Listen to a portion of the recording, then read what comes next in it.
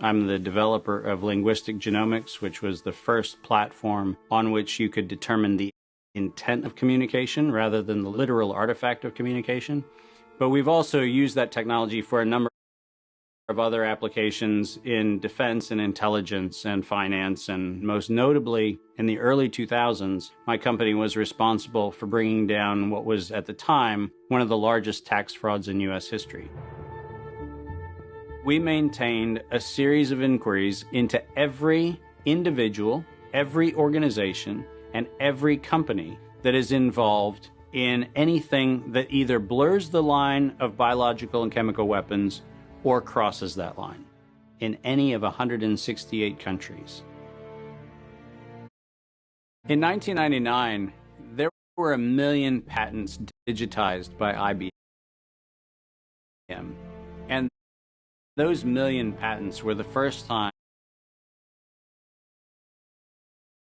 human innovation had been put into an electronic digital searchable format. We took that information and we did a very simple exercise using our linguistic genomics technology, where I made the horrific assessment that approximately 1/3 of all patents filed in the United States were functional forgeries, meaning that while they had linguistic variations, they actually covered the same subject matter. In 1999,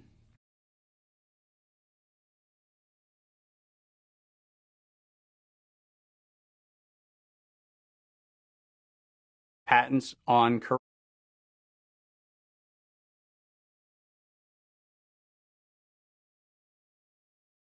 coronavirus started showing up. And thus began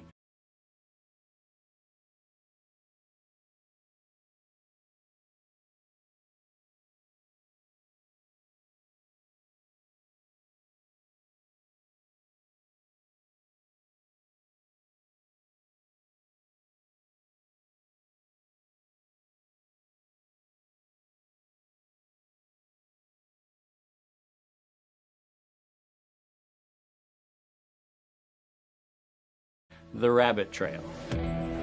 March 2003, panic grips Hong Kong as a deadly new virus sweeps through the city.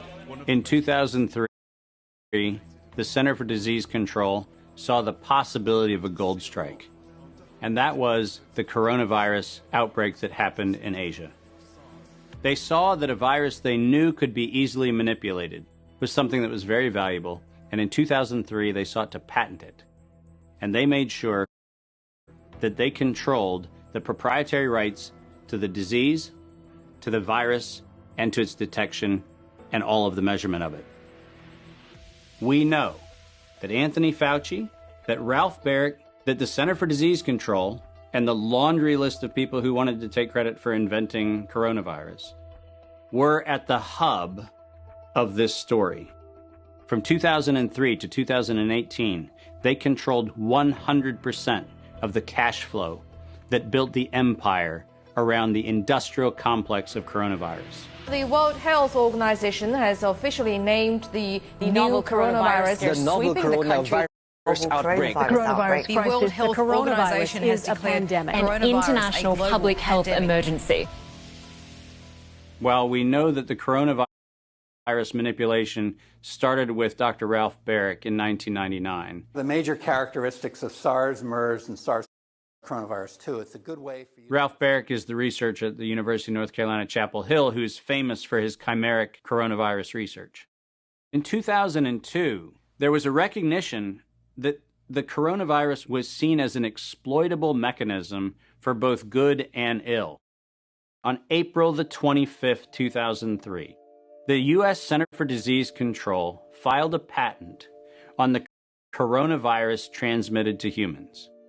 Under 35 U.S. Code Section 101, nature is prohibited from being patented.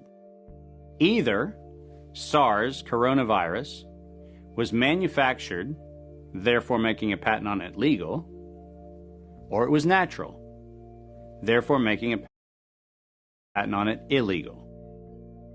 If it was manufactured, it was a violation of biological and chemical weapons, treaties, and laws.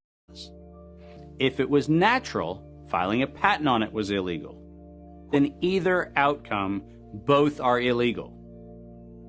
In the spring of 2007, the CDC filed a petition with the Patent Office to keep their application confidential and private. They actually filed patents on not only the virus, but they also filed patents on its detection and a kit to measure it. Because of that CDC patent, they had the ability to control who was authorized and who was not authorized to make independent inquiries into coronavirus. You cannot look at the virus, you cannot measure it, you cannot develop a test kit for it. And by ultimately receiving the patents that constrained anyone from using it, they had the means, they had the motive, and most of all, they had the monetary gain from turning coronavirus from a pathogen to profit. Developing and owning a coronavirus vaccine has become a biotech arms race with political overtones. This vaccine gold rush is starting to bother me. Gold rush. Let's keep that in mind. And so somewhere between 2012 and 2013, something happened.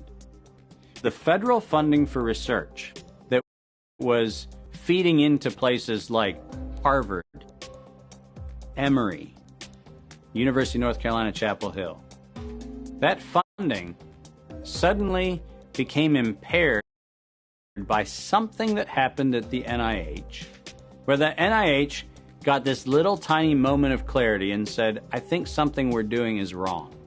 And in 2013, the NIH said, gain-of-function research on coronavirus should be suspended.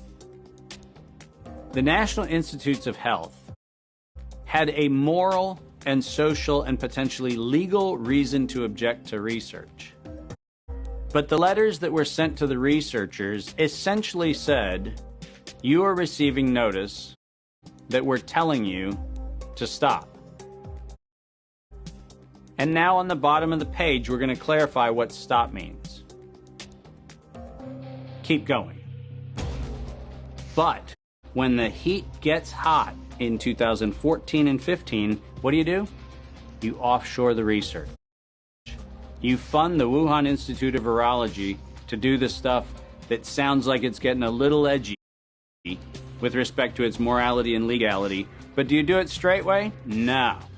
You run the money through a series of cover organizations to make it look like you're funding a U.S. operation, which then subcontracts with the Wuhan Institute of Virology. The U.S. could say, China did it. China could say, the U.S. did it. And the cool thing is, both of them are almost telling the truth.